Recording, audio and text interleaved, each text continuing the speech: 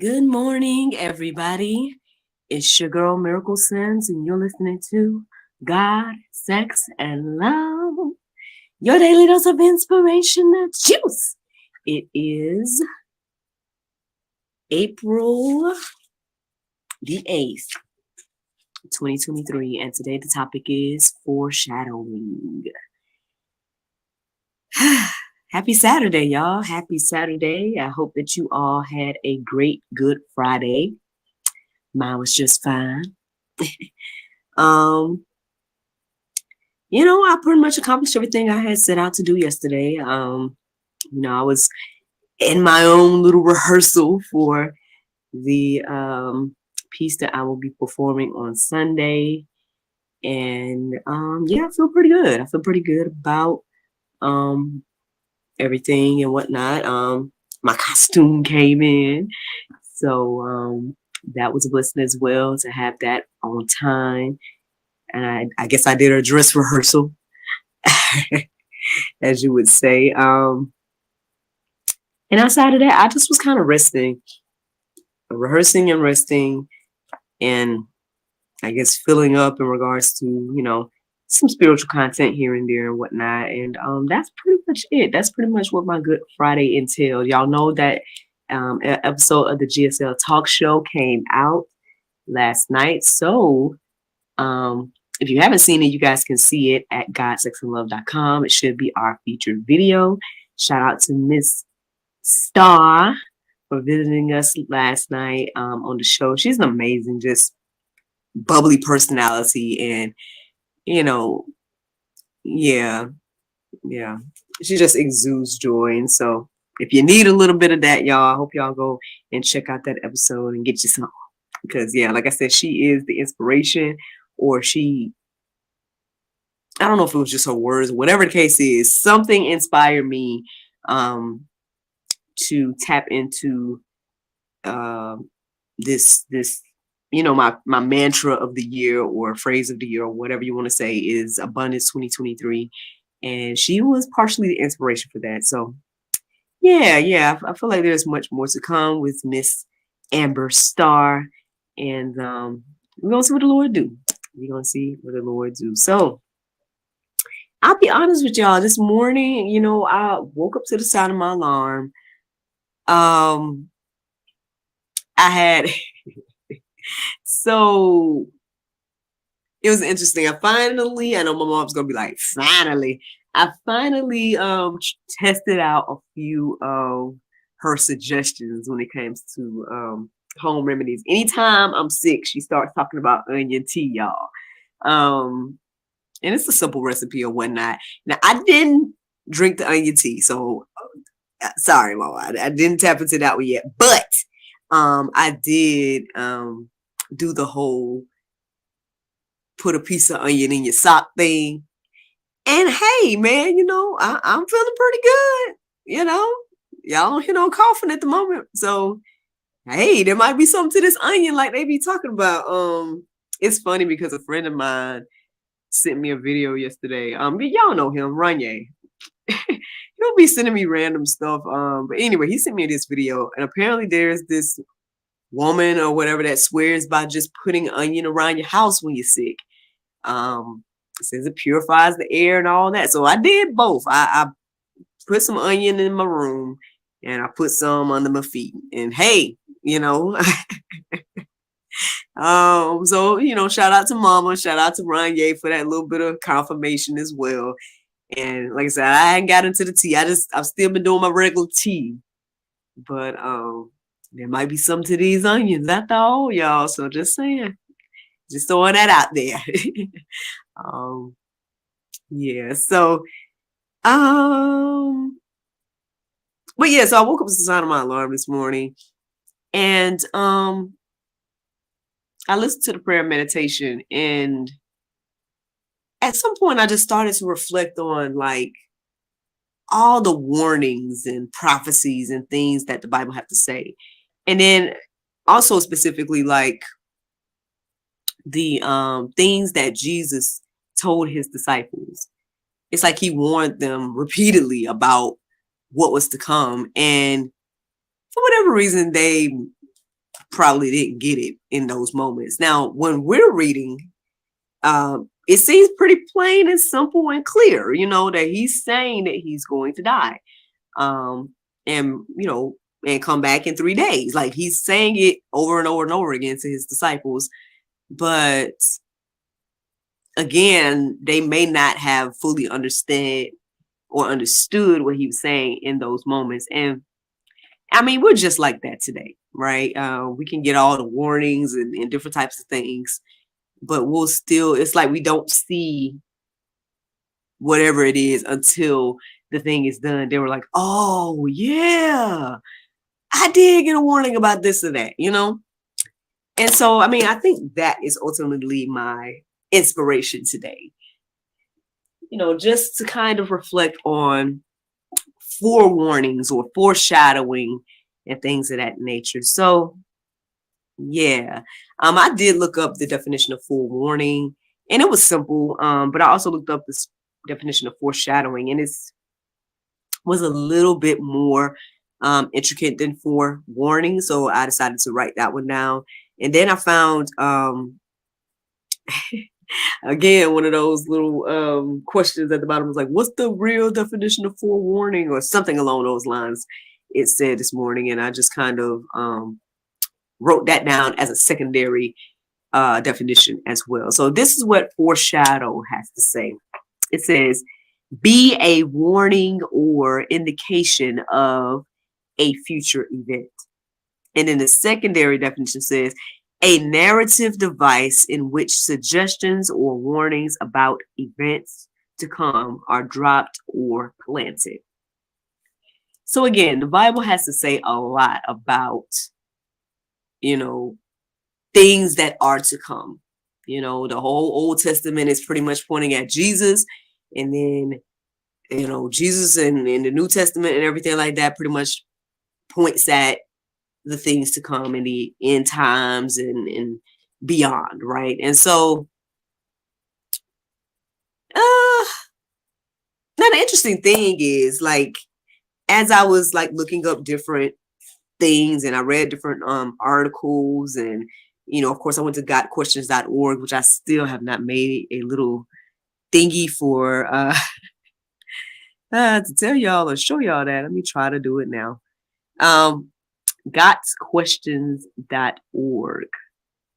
I went there and looked into some of the things some of the questions that was answered there and whatnot. And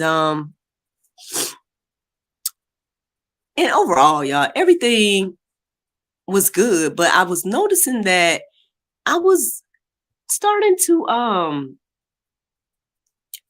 like get sleepy every now and then. It was like I was reading the thing, and then I would find myself either, I don't know, seeing something or hearing something, like a phrase or something like that, and that's what will wake me back up or stop me from going to sleep. And on one hand, I was like, not knowing if I was just extra tired or what. But here I am right out of bushy tail. So obviously I wasn't too tired. But I found that to be interesting as well. Like, as I was reading different things, I would have like a moment of, like I said, maybe I was just seeing some visions, or maybe I was like hearing, because I was hearing like random phrases was coming into my heart and mind. And then that will be the thing that wake me up to look into it and get to the next idea or whatever. So that was happening in the midst of things this morning, but ultimately I was able to write down a few verses that stood out to me. And so, yeah, let's, I guess, reflect on this whole conversation of foreshadowing and everything like that. So Isaiah 46:10, it says, declaring the end from the beginning, and from ancient times things not yet done, saying, my counsel shall stand, and I will accomplish all my purpose. So In case you wonder why God gives us a little heads up, this could be the reasons why, friends. He's declaring the end from the beginning. And he's been doing this from ancient times, y'all. Like, you know, um, ultimately to accomplish his purpose. At the end of the day, like, all things will work together for the good of those that love God, but all things are going to ultimately, fulfill the purpose and will of God. Yeah, I don't have too much to add to that. Like, at the end of the day, that's what it's about. I'm not sure I continue to ask the question, well, why did Jesus tell his disciples over and over and over again, like, even though he knew that they didn't fully understand what he was talking about, or, why does God send prophets to speak to the people and warn them and tell them all the things? Now, I didn't think about this until now, but here it is, y'all. Once again, thinking about Jonah, right? And shout out to Nineveh, right? Shout out to that nation, because I believe that they did and tapped into what the reasons why God warns us, right? So if y'all go back and read the account of Jonah, then you'll see that Jonah was told to go talk to this nation, Nineveh, and he didn't want to do it. Like, he didn't want to do it because he knew God's grace and mercy was going to spare Nineveh. See, sometimes we judge people, right? And we want, again, the justice and all those different things. When at the end of the day, it's like, again, we forget about the grace and mercy that we receive. But anyway, that's a whole other conversation. Let's talk about Nineveh, right? So when Jonah finally did go and say what thus said the Lord to Nineveh, what did Nineveh do? They received the prophet, they received the information that he gave them, and they repented. And from the greatest to the least, like the leader of that nation to, like I said, to the very least person, they all, mourned and everything like that, repenting to God for whatever their sins were. And God changed the trajectory of that prophecy for them, right? And everything like that. So that could be one of the main reasons why God tells us in advance, like, what is to come. Because again, he can do whatever he wants to do, right? And so therefore, if we repent or if we turn around from the thing, then he can change the prophecy ultimately. Like, so it's just one of those things. It's just like forewarning us in advance. Therefore, we can make certain moves and decisions according to his will and purpose. Do we still have the free will to do the opposite? Yes. But, at least it gives the option, right? It gives the option to make a different choice and decision when you know something in advance. So there you go. So 1 John 3:20, it stood out to me this morning as well. And it says, for whenever our heart condemns us, God is greater than our heart and he knows everything. So yeah, I mean, again, we don't have to live in condemnation or anything like that. At the end of the day, because God knows everything, he knows, the desires of your heart, he knows your heart. And so he knows if you are truly a repentant heart and person, right? Like, if you have a repentant heart, like, I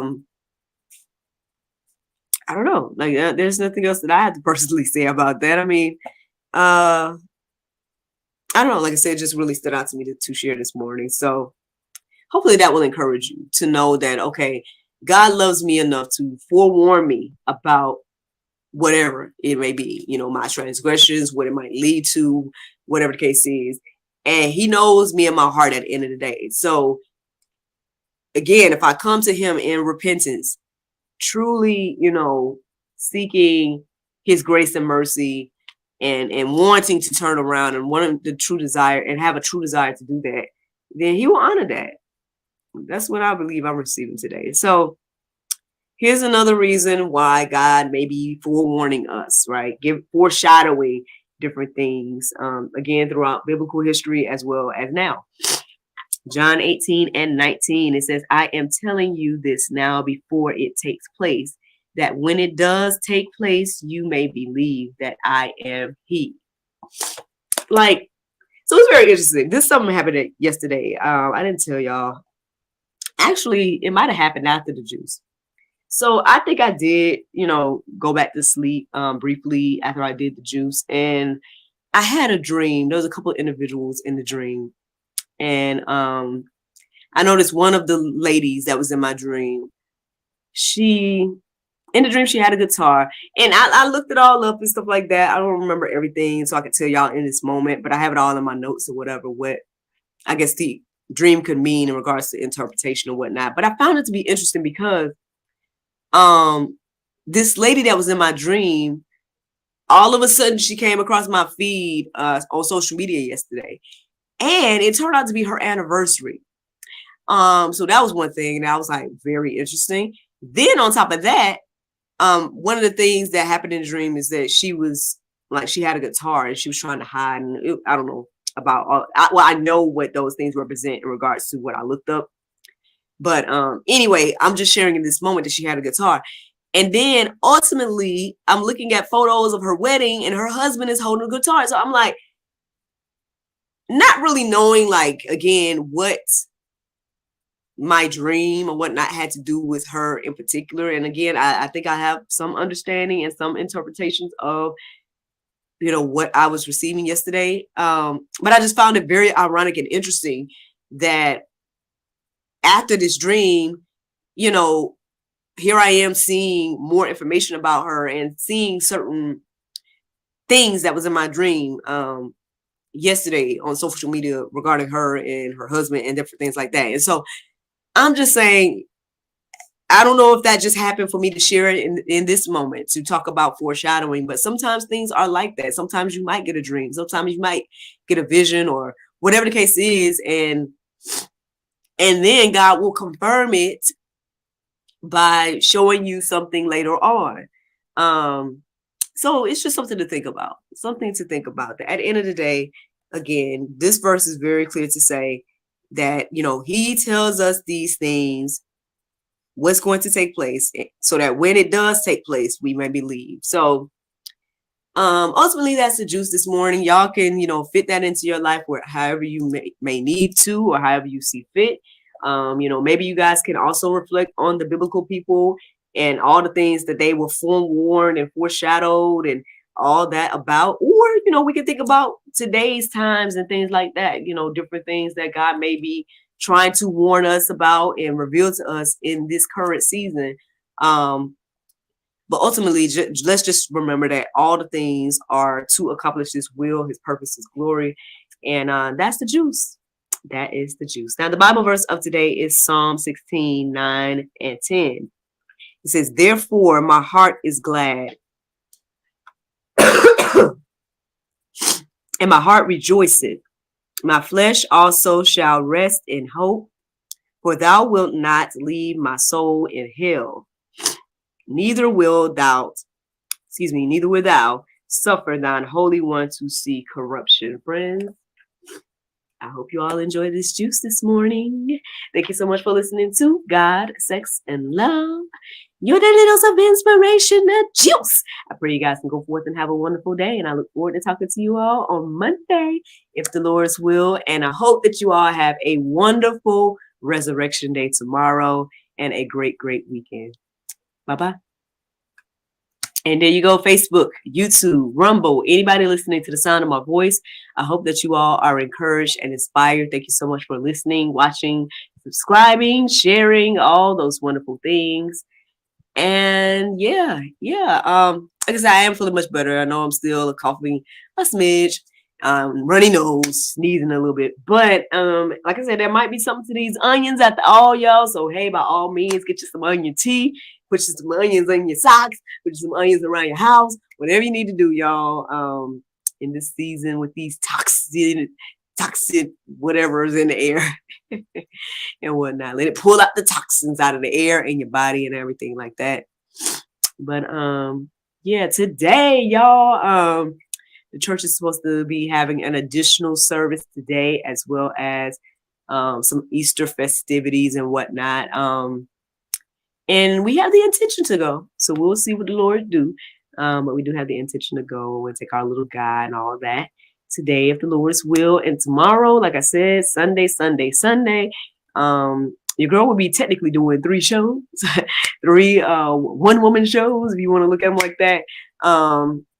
And like I said, I feel pretty good overall about, how my rehearsal and dress rehearsals have gone. And I just pray that the Lord, uses me to, encourage and inspire the youth and whoever comes to experience that. I guess what I'll be doing tomorrow.